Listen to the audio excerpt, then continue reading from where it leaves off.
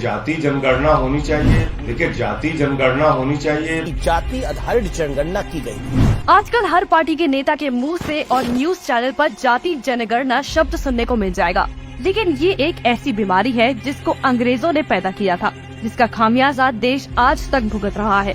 अंग्रेजों की फूट डालो राज करो की राजनीति को कांग्रेसी और कुछ ठगबंदी दल फिर से लागू करने की मांग कर रहे हैं। जनगणना हुई, जाति जनगणना नहीं। ब्रिटिश हुकूमत ने फूट डालने के लिए भारत में पहली बार 1881 में जाति जनगणना करवाई थी। तब से जनगणना शुरू हुई, लेकिन जाति जनगणना नहीं हुई। आजादी के बाद 1951 में जनगणना हुई थी। तब तय किया गया था कि सिर्फ अनुसूचित जाति और अनुसूचित जनजाति के आंकड़ों को ही जुटाया जाएगा। 75 साल का इतिहास। 1951 से 2011 के बीच जाति जनगणना को लेकर कांग्रेसी पीएम जवाहरलाल नेहरू से लेकर सरदार पटेल, इंदिरा गांधी और राजीव गांधी तक इसके खिलाफ रही है। इंदिरा गांधी ने बीती सदी के 80 के दशक में मंडल कमीशन की रिपोर्ट को ठंडे बस्ते में डाल दिया था। 75 सालों में किसी भी गठजोड़ की सरकार ने इसे अहमियत नहीं दी, लेकिन अब दोबारा से जाति जनगणना की मांग की जा रही है। जाति जनगणना को लेकर अब विवाद क्यों? जाति जनगणना को लेकर विवाद के पीछे भी ठगबंदियों की गहरी साजिश है। इसे उठाकर एक नए विवाद को पैदा करना चाहते हैं। कारण नंबर 1, जाति जनगणना की बार बार मांग उठाने के पीछे पहला कारण है देश के वोटर्स की एकता को तोड़ना। साथ ही हिंदू वोटर्स के बीच गहरी खाई पैदा करने के मकसद से कांग्रेस ने ये गहरी चाल चली है।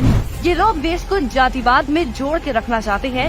अंग्रेजों की फूट डालो राज करो की पॉलिसी पर चलते हुए कांग्रेस ने भारत जोड़ने का नहीं, हमेशा भारत तोड़ने का काम किया है। कारण नंबर 2, अगर ये लोग लोगों को जातियों में उलझा देंगे तो कोई विकास के बारे में नहीं सोचेगा। जाति जनगणना की मांग को उठाकर विपक्षी जनता को जातियों में बांटने का खेल खेलना चाहते हैं। इन्हें देश के विकास से कोई मतलब नहीं है और न ही देश का विकास करना इनके एजेंडे में शामिल है।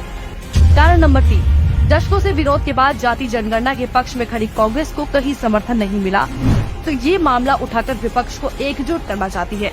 कांग्रेस को लगता है कि वह अपने इस दांव से सत्ता हासिल कर सकती है।